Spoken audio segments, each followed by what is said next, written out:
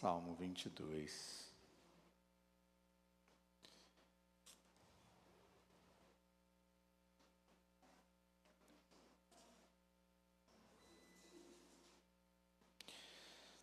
A palavra do Senhor diz assim: ao mestre de canto, segundo a melodia, corça da manhã, Salmo de Davi.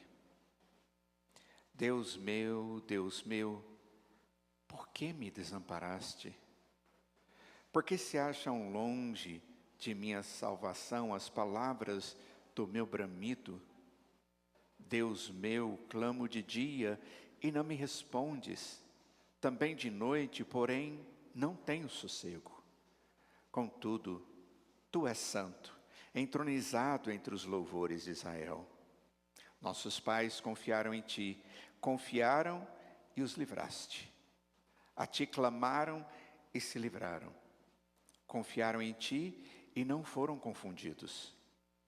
Mas eu sou verme e não homem, opróbrio dos homens e desprezado do povo. Todos os que me veem zombam de mim, afrouxam os lábios e meneiam a cabeça. Confiou no Senhor, livre-o ele, salve-o, pois nele tem prazer. Contudo, tu és quem me fez nascer e me preservaste, estando eu ainda ao seio de minha mãe. A ti me entreguei desde o meu nascimento, desde o ventre de minha mãe. Tu és meu Deus. Não te distancies de mim, porque a tribulação está próxima e não há quem me acuda. Muitos touros me cercam, fortes touros de Baçã me rodeiam. Contra mim abrem a boca como faz o leão que despedaça e ruge. Derramei-me como água e todos os meus ossos se desconjuntaram. Meu coração fez-se como cera, derreteu-se dentro de mim. Secou-se o meu vigor como um caco de barro, e a língua se me apegou ao céu da boca. Assim me deitas no pó da morte. Cães me cercam, uma súcia de malfeitores me rodeia, traspassaram minhas mãos e os pés. Posso contar todos os meus ossos, eles me estão olhando e encarando em mim. Repartem entre si as minhas vestes e sobre a minha túnica deitam sortes. Tu, porém, Senhor, não te afaste de mim. Força minha, apressa-te em socorrer-me. Livra a minha alma da espada e das presas do cão, a minha vida. Salva-me das fauces do leão e dos chifres dos búfalos. Sim, tu me respondes. A meus irmãos declararei o teu nome, cantar-te-ei louvores no meio da congregação. Vós que temeis o Senhor, louvai-o, glorificai-o vós todos, descendentes de Jacó, reverenciai-o vós todos, posteridade de Israel. Pois não desprezou, nem abandonou a dor do aflito, nem ocultou dele o rosto, mas o ouviu quando lhe gritou por socorro. De ti vem o meu louvor na grande congregação. Cumprirei os meus votos na presença dos que o temem. Os sofredores hão de comer e fartar-se. Louvarão o Senhor os que o buscam. Viva para sempre o vosso coração. Lembrar-se-ão do Senhor, e a ele se converterão os confins da terra. Perante ele se prostrarão as famílias das nações. Pois tu, Senhor, é o reino, é ele quem governa as nações. Todos os opulentos da terra hão de comer e adorar, e todos os que descem ao pó se prostrarão perante ele, até aquele que não pode preservar a própria vida. A posteridade o servirá, falar-se-á do Senhor à geração vindoura. Hão de vir anunciar a justiça dele ao povo que há de nascer.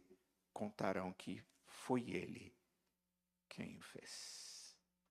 Vamos orar. Ó Senhor, que testemunho é esse que Davi traz nesse texto?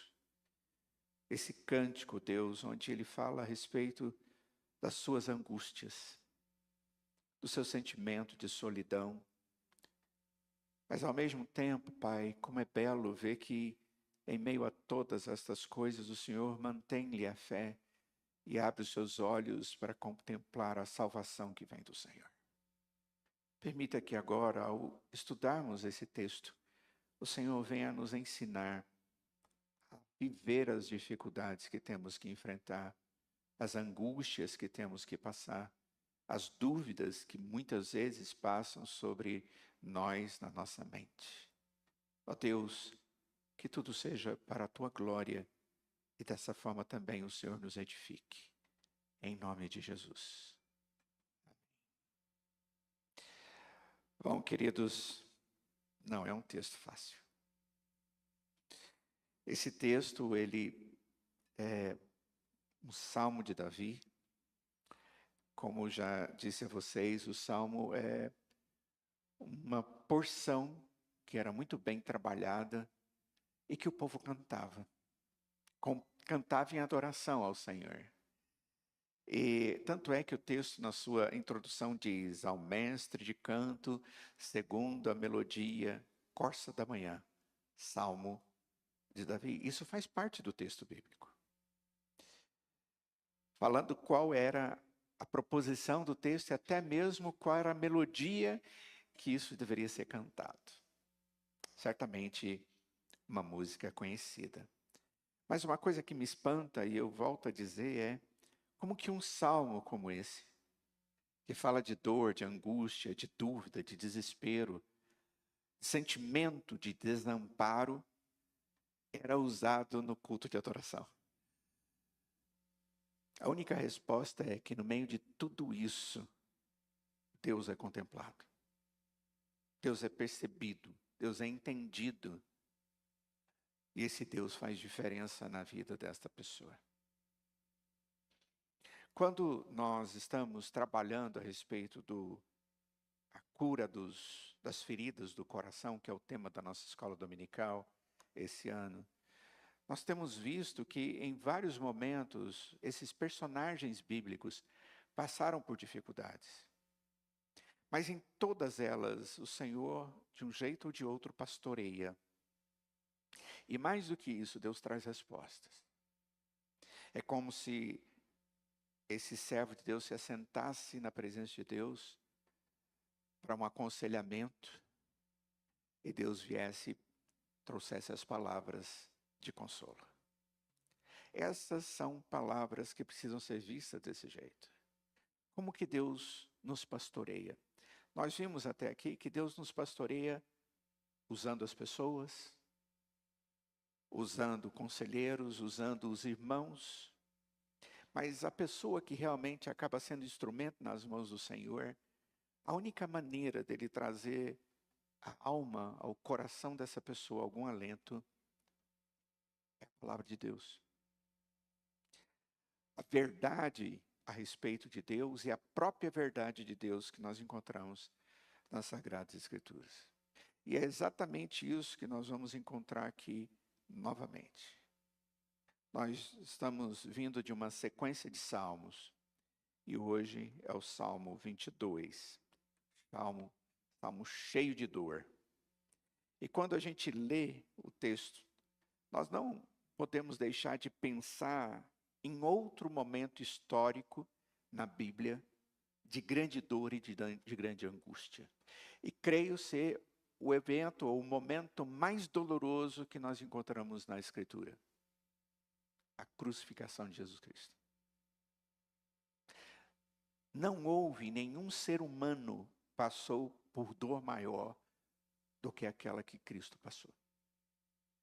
De forma alguma.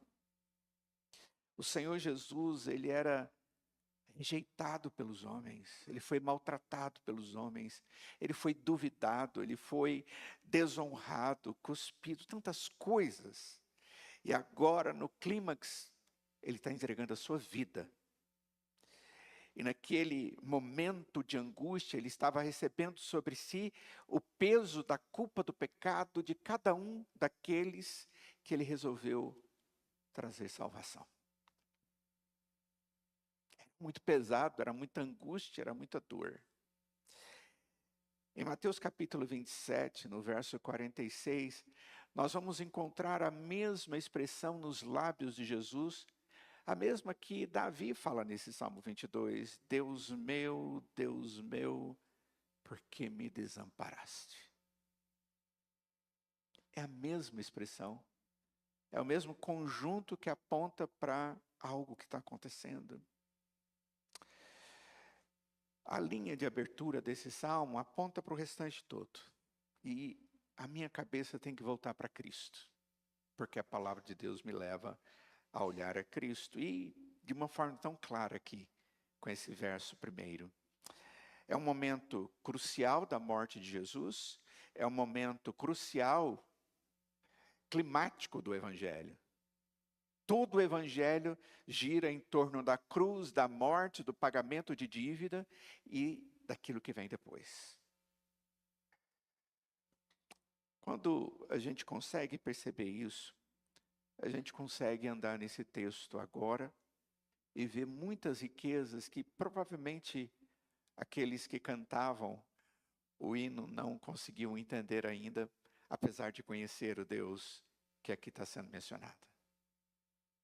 Mas esse texto fala-nos de Jesus, fala-nos do sofrimento e nos dá um modelo maior. O maior e mais espiritualmente decisivo momento de toda a história humana envolve a declaração angustiante de Jesus: por que me desamparastes? Ou por que o Senhor me abandonou? A expressão desamparar aqui, ela pode ser traduzida como abandono, deixado de lado. Essa foi a sensação que o Senhor Jesus experimentou. E essa é a que Davi está experimentando. Deus deliberadamente, o que eu estou sentindo é que Ele me deixou passar por esse momento sozinho. Ele deliberadamente abandonou. Eu estava pensando sobre como eu poderia entender isso mais ou menos. Só uma figura, porque não chega nem perto. Sabe quando o seu filhinho pequenininho, ele vai começar a estudar, vai para a escola. E naquele primeiro dia de aula, é uma luta. A maioria das crianças choram naquele dia. Às vezes por ver o pai indo embora, ou no meio da aula por perceber que não está perto dos pais. Isso acontece na nossa escola bíblica dominical. Quando as crianças não cresceram nesse ambiente e de repente, na hora que dividimos, vamos levar as crianças para a sala de aula. Papai, eu preciso do papai, eu preciso da mamãe. É aquela sensação de que ele está indo e me abandonou aqui. A criança, ela entende aquilo que está acontecendo como um evento maior. Aquilo é para sempre. E é por isso que ela se desespera. Por quê? Porque a figura paterna, a figura materna, é a figura daqueles que cuidam. Daqueles que acordam, dão água, dão comida, que limpam, que brinca, que ensina. É o referencial, aquele que sempre está ao lado. E quando sai de perto, a sensação é: e agora? Quem vai cuidar de mim? Eu não conheço essa pessoa. Eu não sei que mundo é esse que eu estou vivendo. Eu não conheço esse ambiente. Eu não conheço essa realidade. Eu não sei o que vem depois. É mais ou menos a gente se colocar no lugar dessas crianças, que nós já fomos. É como se nós estivéssemos protegidos e sentindo proteção, mas no momento de certas dificuldades da vida, é algo tão difícil, que parece que Deus deixou a gente sozinho. E a gente sente aquela solidão. É sobre isso que o autor falou. Você já se perdeu como uma criança? Seu filho já se perdeu? E você encontra ele está berrando. É isso aqui. Às vezes nós sentimos coisas semelhantes com com materiais. Nós ficamos tão angustiados quando perdemos ou alguma coisa que nós temos nos é retirado. Às vezes nos apegamos tanto a alguma coisa que quando alguma coisa é roubada de nós, aquilo dói. O texto está indo nessa direção. E eu queria que você entendesse que é exatamente a respeito disso que o salmista está falando. Como que eu lido com essa emoção? Como que você lida com a dor? Como você lida com a dor? É isso que o autor vai nos mostrar. E ele vai nos mostrar 3 coisas aqui. 2 delas ele vai repetir mais de uma vez. E por último, ele conclui o texto. Ele vai nos mostrar momentos de dor. Logo depois o texto nos mostra a fé, a crença. E por último, ele mostra que quando nós estamos em momento de dor e cremos, existe esperança. E é exatamente essa a fórmula da graça de Deus sobre a nossa vida. Nós temos a dor. E a nossa dor é fruto do pecado. É consequência da nossa herança. Nós somos pecadores. E por causa da dor, por causa do pecado, nós sentimos dor. Nós sofremos. Nós sofremos fisicamente. Nós sofremos relacionalmente. Nós sofremos espiritualmente. Nós sofremos emocionalmente. Então, o que a gente vai perceber é exatamente isso. O Salmo 22, ele nos ajuda imensamente como enfrentar esses momentos difíceis. Nos mostra essa dor, essa crença e como que a gente passa por isso. Eventualmente, a gente tem o hábito de dizer, olha, eu se passasse por uma situação dessa, eu não suportaria. Talvez você já tenha dito isso, referindo-se a alguma coisa específica na sua vida. Eu não daria conta. E de repente você se encontra naquela situação. Sabe o que pode ser maior do que a dor que você está passando? A angústia que você está sentindo? Algo maior. Tem que ser algo extremamente maior que possa encobrir aquilo que você está passando. Nada menor do que aquilo que eu já estou sofrendo vai ser suficiente. Eu não busco ajuda naquele que eu tenho certeza que não pode fazer nada por mim. Apesar de que, eventualmente, eu vejo pessoas buscando auxílios para suas vidas pessoais em fontes totalmente questionáveis. E que lá no fundo a pessoa sabe que não vai chegar a lugar nenhum, nenhum alívio de alma, porque não tem a essência da graça que está em Cristo Jesus. Muitas vezes nós simplesmente conversamos com as pessoas porque nós não sabemos ficar quietos com os eventos que ocorrem na minha vida ou na nossa vida. Eu saio falando a respeito da minha dor. É como se alguém pudesse chegar para você e dizer, eu só preciso falar, eu só preciso desabafar. Igual aquela menininha da internet, desabafar, ela não fala. Ela fala tudo embolado, mas eu preciso disso. Gente, as coisas essenciais da vida, nós não resolvemos simplesmente desabafando. Não é assim que as coisas funcionam. Esse salmo, ele vem diante da gente assim, e vem por trás, e coloca o foco na nossa dor, mas logo depois ele apresenta que Deus já nos deu fé, e ele diz, olha, é o tempo de você reconhecer a sua dor, é tempo de você reconhecer o Deus da sua fé, e é o tempo de você visualizar uma luz que vem lá na frente, que se chama esperança, que é fruto de um Deus que cuida. E que pode verdadeiramente resolver. Então vamos andar no texto. Primeira coisa que o texto mostra, a dor. E a dor aqui é, estou abandonado. Fui deixado de lado. Estou desamparado. Deus meu, por que me desamparastes? Porque se acham longe de minha salvação as palavras de meu gemido. Deus meu, clamo de dia e não me respondes, também de noite, porém não tenho sossego.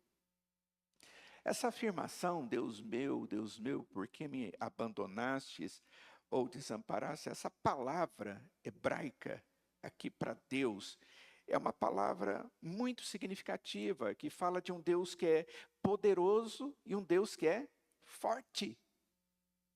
O nosso Deus é Deus porque Ele é poderoso. O nosso Deus é Deus porque Ele é Deus forte. E aí ele diz abandono. A palavra, ela pode ser traduzida por perdido, deixado de lado.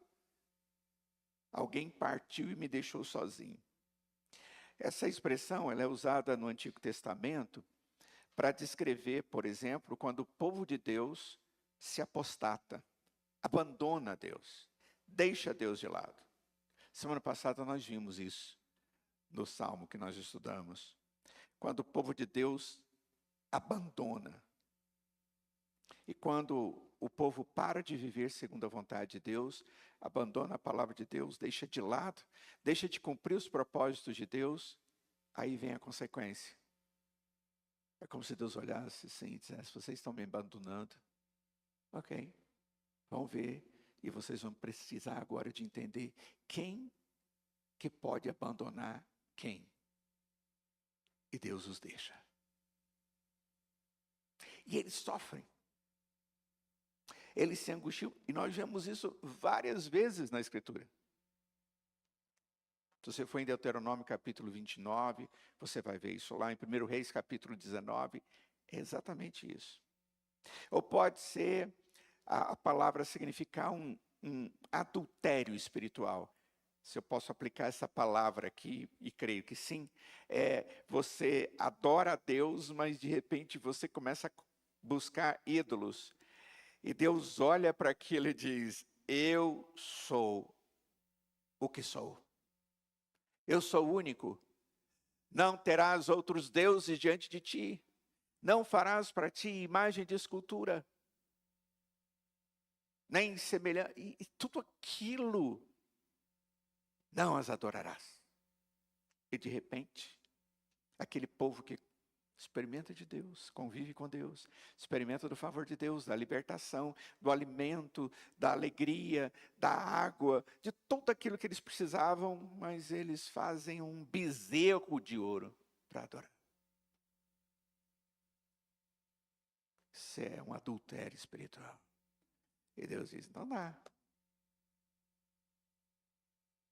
A ideia aqui é que alguém quebrou sua aliança ou está agindo de maneira que não acerta. A segunda metade do verso 1 e do verso 2 nos dá ainda mais clareza. O texto diz, por que você está tão longe de me salvar? Por que o Senhor não está aqui agora e me salva agora? Por que o Senhor está tão longe das minhas palavras de gemido? É essa a ideia. O problema aqui é que o salmista sabe que Deus é um Deus salvador. Ele é o El Yeshua. É o Deus da salvação. Ele é o El Shaddai, o Deus todo-poderoso. Eles cantavam Deus todo-suficiente. Mas embora ele tenha esse poder e essa habilidade, há momentos em que Deus não age do jeito que eu quero. Do jeito que eu espero, na hora que eu quero, e vai por aí fora. Observe que os textos todos aqui é de um lamento, é uma emoção, há uma sensação clara de que o silêncio do céu, Deus parou de falar, Deus parece que ficou longe. A falta da intervenção de Deus é algo doloroso, queridos. Para o mundo, ele despreza. Mas para o povo de Deus, não. Dói. Mas nós temos que entender que não somos pastoreados, abençoados pelo pastor que abandona. É a ovelha que foge.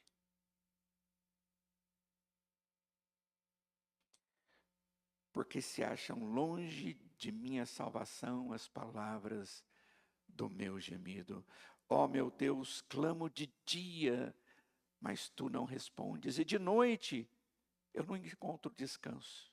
É cansaço. Esse é um momento confuso e cansativo. A dor, a emoção que nós temos, ajuntado à dor da separação, de eu não perceber a presença de Deus, faz com que a gente tenha que fazer tudo sozinho. É como se tudo que tem que ser resolvido sou eu que resolvo. E nós não damos conta disso. Nós não somos suficientes para isso. E é por isso que momentos de dor, momentos onde a emoção toma conta de mim, diante das circunstâncias que são grandiosas, e eu deixo Deus meio afastado por causa da minha atitude, e eu olho e começo a sofrer com tudo aquilo, é cansativo, porque eu tento carregar e eu não vou dar conta. Você fica cansado. Você não dorme. Você não come. E as forças vão diminuindo. Isso é emocional. Irmãos, todos nós podemos ter esse tipo de experiência. É ruim, mas podemos. Isso aqui é gente. Davi era gente. E ele está falando a respeito disso. Eu sou gente, eu preciso entender que, apesar de eu ser um cristão, apesar de eu ser um servo de Deus, apesar de Deus ser o meu Deus, há uma possibilidade de eu, apesar de Deus não mudar, ser o El Shaddai, o Deus todo-suficiente, eu não estou experimentando tudo da suficiência de Deus na minha vida.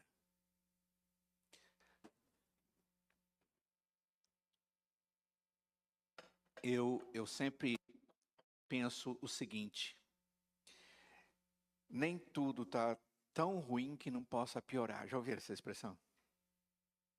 Já, né? Eventualmente, nos meus aconselhamentos, eu estou ouvindo a pessoa trazer um detalhe, trazendo outro. E, eventualmente, eu percebo que ali nas entrelinhas tem algumas coisas que não foram trazidas para a gente buscar respostas na Escritura. E aí eu faço aquela pergunta escandalosa, né? O que mais que você tem para me falar? Com? Você tem mais alguma coisa para me falar? Que Deus precisa tratar na sua vida? Deus faz esse tipo de colocação. Muitas vezes a situação ela é agravada pelo fato de que eu não sou sincero diante das motivações da minha dor, ou eu acho que Deus tem que mudar as circunstâncias e tem que parar de ficar em silêncio e tem que fazer alguma coisa por mim, porque está muita falta, ausência de atitude de Deus. Essas são as emoções fortes que o próprio Senhor Jesus sentiu enquanto estava pendurado na cruz. Aquele momento de Jesus na cruz, Jesus sentiu de uma maneira que nós não podemos compreender plenamente que dor é aquela que o Senhor Jesus sentia. Como filho de Deus, ele desfrutava de uma unidade e de uma intimidade com o Pai, de uma dependência e uma orientação do Espírito, mas naquele momento ele estava suportando a dor de uma morte que ele não merecia e ele realmente se sente abandonado. É real, é dor, é emocional. Não sabemos o tamanho, mas é o melhor exemplo. Se a gente parasse por aqui nesse salmo, não ia resolver nada, né? Tipo, eu entendo isso aí. Pastor, eu já entendi o que significa isso. Você tem que observar que o salmista, ele começa a fechar as informações, sabendo que ele não está realmente abandonado. Ele está se sentindo abandonado, mas ele não está. No caso de Jesus, Jesus foi real e totalmente abandonado. Ele tinha que fazer aquilo, estava determinado a fazer aquilo, e ele estava fazendo, apesar de tamanha dor, por amor, aquilo que fazia. Foi o Pai que intencionalmente enviou a ele. Foi o Pai que providenciou a sua morte.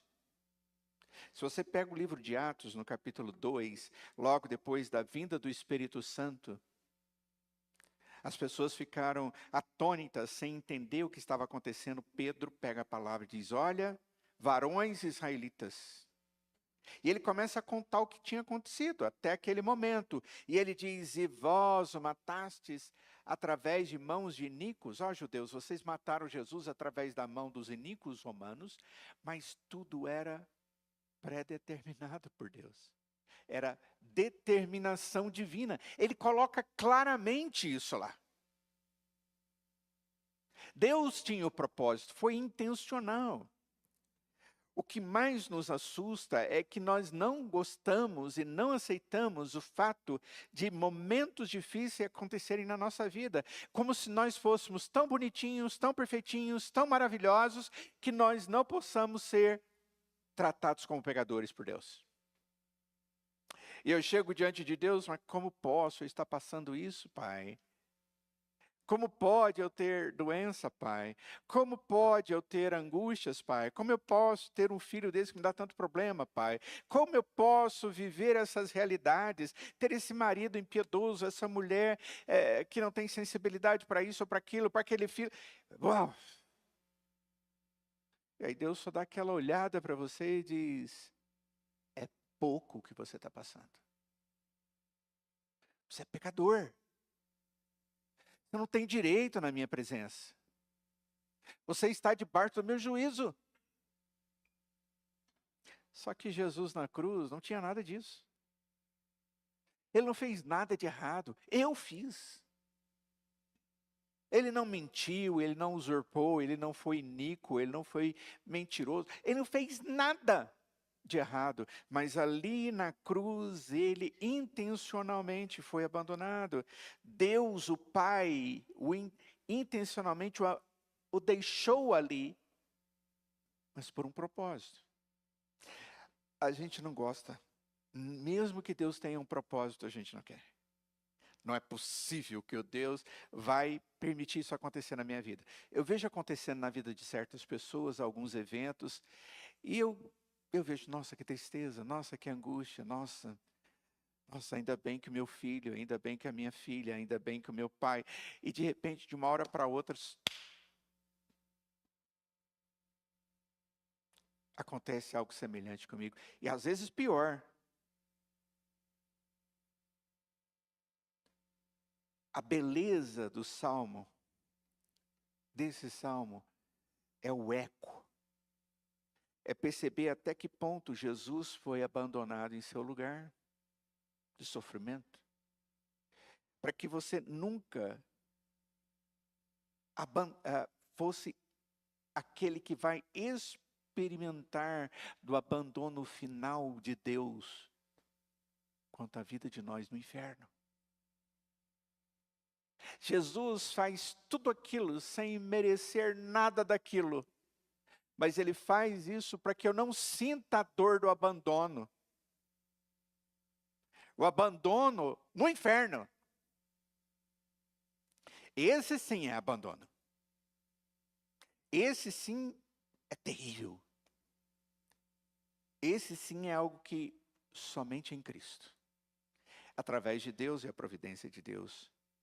Quando eu e você sentir que o céu está em silêncio, e como se a vida estivesse em uma dolorosa queda livre, eu estou caindo e eu não estou dando conta. Lembre-se do que Jesus suportou para que eu e você nunca tivéssemos que passar por aquilo que ele passou. Eu e você podemos nos sentir abandonados, e nos sentimos. Mas por causa do abandono de Jesus, eu e você nunca seremos verdadeiramente abandonados. Jamais. A sensação pode existir, mas nunca Deus abandona aquele que é o seu. E aí vem essa convicção, a crença, o poder da palavra que começa o verso 3 e começa o verso 9. Como está aí na sua versão? Contudo, né? Contudo. Tem outras versões que é ainda. Ainda que isso aconteça. Contudo, é essa a expressão. A palavra contudo aqui aponta para o momento em que a dor e a crença ficam juntas. Eu estou sofrendo, eu estou angustiado, eu estou sentindo dor, eu estou depressivo, eu estou todas essas coisas, mas apesar disso, contudo, e esse contudo, ele aponta para momentos em que, apesar da dor, existe alguma coisa mais do que a dor. Sabe quando você está dizendo alguma coisa pesada, ou alguma coisa conclusiva para alguém, e você traz aquela argumentação e diz no meio, apesar disso, você fala, ai, tem algo diferente. Tem alguma expectativa. E aí do verso 3 ao verso 5, eles falam sobre como devemos ver Deus, quem é Deus e o que Ele fala. Mesmo que o salmista esteja em apuros, ele está apontando para Deus. E ele está esperando em cima do verdadeiro Deus. E ele diz, contudo, apesar de tudo que eu estou passando, Tu és santo. O Senhor é entronizado entre os louvores de Israel. Nossos pais confiaram em Ti, confiaram e Tu os livrastes. A Ti clamaram e escaparam, confiaram em Ti e não foram envergonhados. Eu estou me sentindo sozinho, estou me sentindo angustiado, estou me sentindo sem forças. Ai, lembra, Deus não abandona. Quando o povo estava sofrendo, eles clamavam. E no passado nós encontramos várias vezes o povo de Deus clamando, buscando. Quando Moisés é confrontado por Deus, ele diz, eu tenho ouvido as orações do meu povo, o clamor do meu povo, e é por isso que eu estou aqui agora, estou pronto para resolver a situação desse povo. É meu povo. É a descendência de Abraão, Isaque e Jacó. O meu povo que eu escolhi. Então observe bem o que o autor está fazendo. Em meio à sua profunda dor, em meio ao seu sentimento de estar abandonado, ele está com uma âncora. Ele está ancorado na sua alma em que Deus é verdadeiro. E ele está firme naquilo que Deus fez e pode fazer. Perceba, não é porque a dor acabou, mas é porque em meio à dor, e mesmo tendo um sentimento de abandono, Deus é Deus. Ele é o El Shaddai, Ele é o Deus Todo-Poderoso, o Onipotente. E esse Deus é o meu Deus. É por isso que nós precisamos da palavra de Deus, irmãos. Nós precisamos profundamente da palavra de Deus, para que estejamos encharcados do conhecimento desse Deus maravilhoso, para que a gente esteja encharcado daquilo que Deus pode fazer.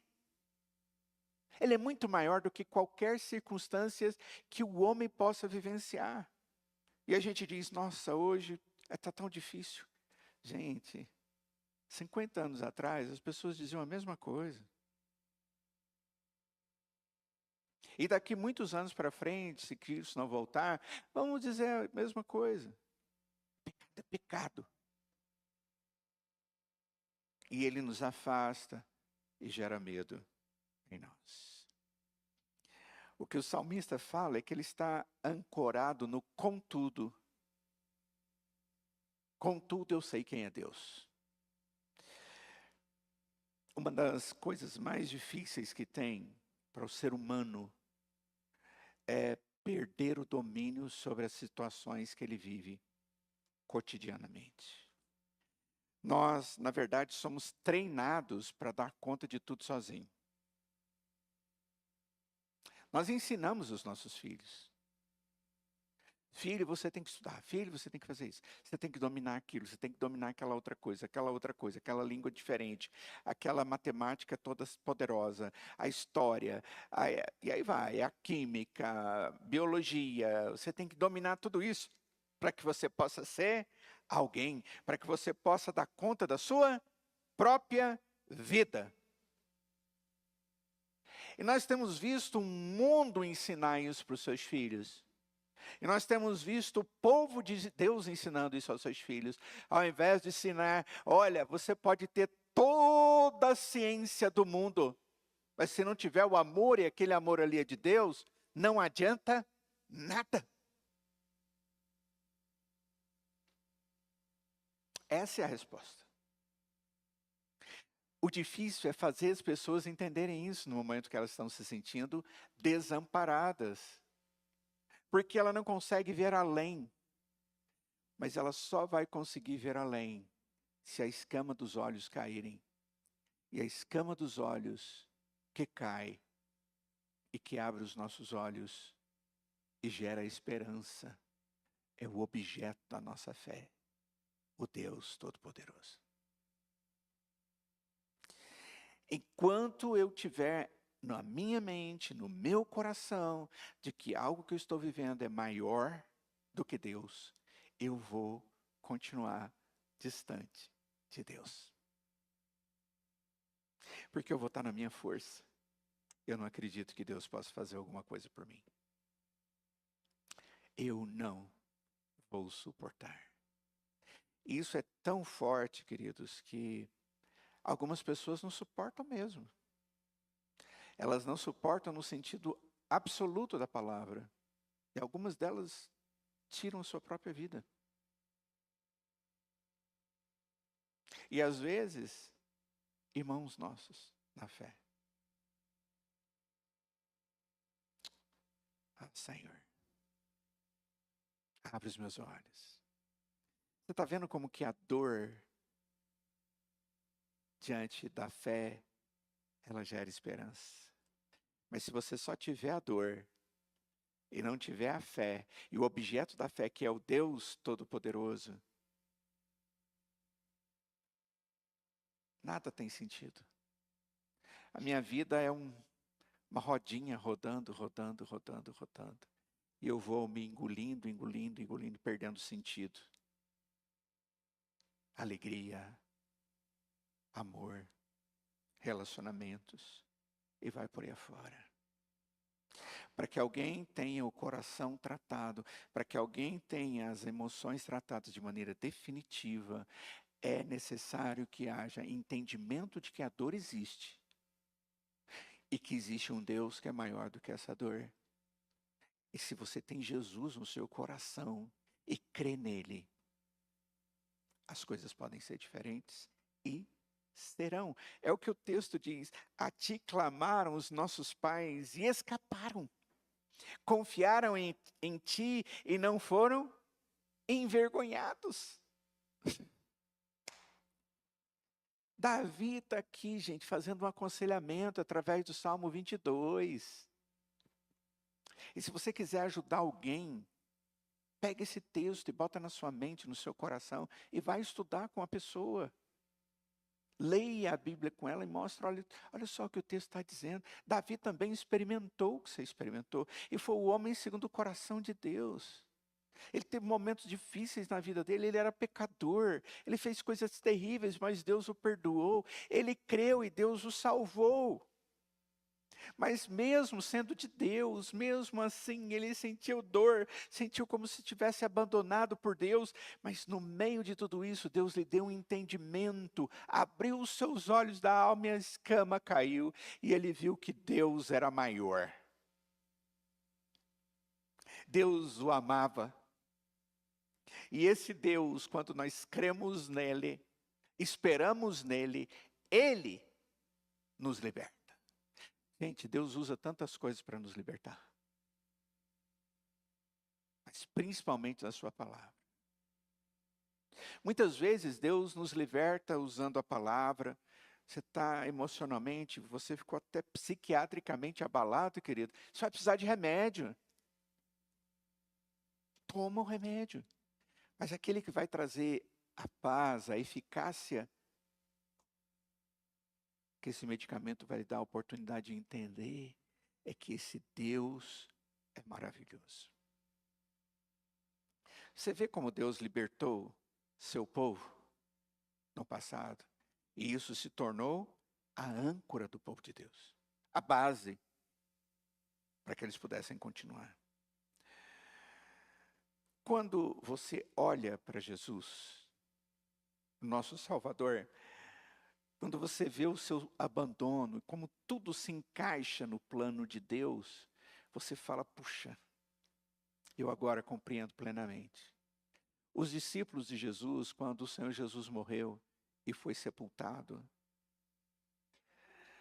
eles se ajuntaram e começaram a orar e ficaram esperando alguma coisa acontecer. Mas eles não tinham ainda discernimento de que seria a ressurreição. Não havia pleno entendimento daquilo. Quando Jesus disse para eles, olha, destrua esse templo aí, em 3 dias eu reconstruí. Disse, espera, como? Ele estava falando de Jesus? Era o tempo da ressurreição. E Jesus se manifesta no meio deles, naquele lugar. Ele diz, paz seja convosco. E eles, opa! Que é isso? E um deles, depois, eles dizem, o Senhor esteve aqui conosco. Esteve aqui conosco. Gente, Tomé não acreditou que Jesus esteve lá com eles e que era Deus suficiente para vencer o nosso maior dor, o nosso maior inimigo, que é a morte. Ele duvidou do poder do El Shaddai. Jesus aparece de novo e vem cá, rapaz. Põe a mão aqui, ó. Eu estou Vivinho da Silva aqui na sua frente. Gente, vamos comer porque eu estou com fome. Vamos comer. E diz o texto que Jesus comeu e bebeu com os seus discípulos. Já com o corpo glorificado. É bem estranho isso, eu não consigo entender. É maravilhoso demais. Momentos como esse, nós precisamos trabalhar um pouco mais aquele sentimento de dúvida. E nos lembrar do que nos levou a entregar a nossa vida ao Senhor. Foi quando Deus, de maneira cabal, nos mostrou o quanto somos pequenos e como Ele é maravilhoso, amoroso. E Ele nos dá a fé e cremos. Em momentos de dificuldade, nós temos que nos lembrar o que Deus fez por nós. Essa é a solução. Em Hebreus capítulo 12, no verso 1, diz assim: portanto, também nós, visto que temos a rodear-nos tão grande nuvem de testemunhas, livremo-nos de todo o peso e do pecado que tão firmemente ou tenazmente se apega a nós e corramos com perseverança a carreira que nos está proposta. Olha, Tem tanta gente que viu o Senhor Jesus, nós temos tantos testemunhos do poder de Deus, da graça de Deus, mas é pesado, estamos ainda sofrendo consequências do pecado. O texto diz: joga isso para trás. Joga a ansiedade, a tristeza, até a descrença e se apegue para que você possa correr com perseverança a vida que Deus deu para você correr. E aí o texto no verso 2 diz: como é que a gente corre? Olhando firmemente para o autor e consumador da fé. É mais ou menos, eu bato o olho e eu vejo a cruz lá na frente, e eu sei que é em Cristo que tudo se resolve, e eu sei que vai cair de cá e vai cair de lá e vai ser uma bagunça danada. E não importa, eu estou indo em direção. Por quê? Porque Deus está me levando, Ele está tirando os impedimentos, Ele está tirando as pedras para que eu não tropece. Ele está nivelando a terra para que eu não ponha meu pé no buraco. Ele está fazendo caminhos retos e limpos, porque Ele é o autor e consumador da fé. Lembra que o texto está falando de carreira que nos está proposta, luta, aquela raia que você tem para correr, para chegar e passar na linha de chegada. O Bruno sabe muito bem o que é isso. Sofre pra caramba naqueles quilômetros todos, mas a hora que ele passa, ele pode até se sentir cansado, tá moído, mas ele tem prazer. Não é isso? Exatamente isso. É isso na vida cristã. Aí o texto diz: mantendo firmemente os meus olhos nisso, o qual em troca da alegria que lhe estava proposta. O Senhor Jesus precisava fazer isso? Não, ele fez porque foi determinado que ele fizesse. Ele diz: ele suportou a cruz, sem se importar com a vergonha. Ele foi envergonhado, angustiado, e agora está sentado à direita do trono de Deus. Ele fez o que tinha feito, e ele está onde ele sempre deveria estar, e sempre esteve no trono como Deus. Nunca deixou de ser rei. Apesar de abrir mão da sua majestade, de ser tratado como rei, foi tratado como uma escória, mas ele nunca deixou de ser quem ele é. E no devido tempo ele foi colocado ali e disse: olha, está vendo? Ele fez o que era proposto a seu favor. Creia nele. Pensem naquele que suportou tamanha oposição dos pecadores contra si mesmo, para que vocês não se cansem nem desanimem. Esse é o poder da palavra contudo, que nós encontramos no verso 3 e nós encontramos no verso 9.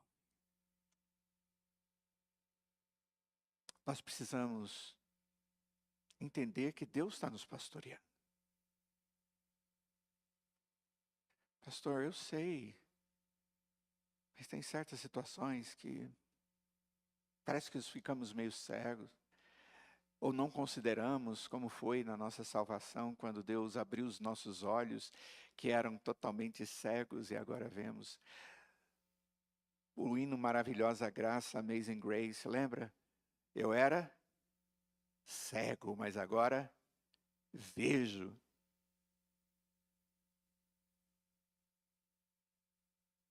Eu era blind. E agora eu posso ver. Deus precisa de ver em nós isso acontecendo. E Deus nos pastoreia assim. Nós estamos no começo do texto. E a semana que vem nós vamos continuar nele. Tem muita coisa para vermos aqui ainda. Então nós vamos parar por aqui. E eu quero convidá-lo a pensar em mais esse bloco do estudo que nós tivemos.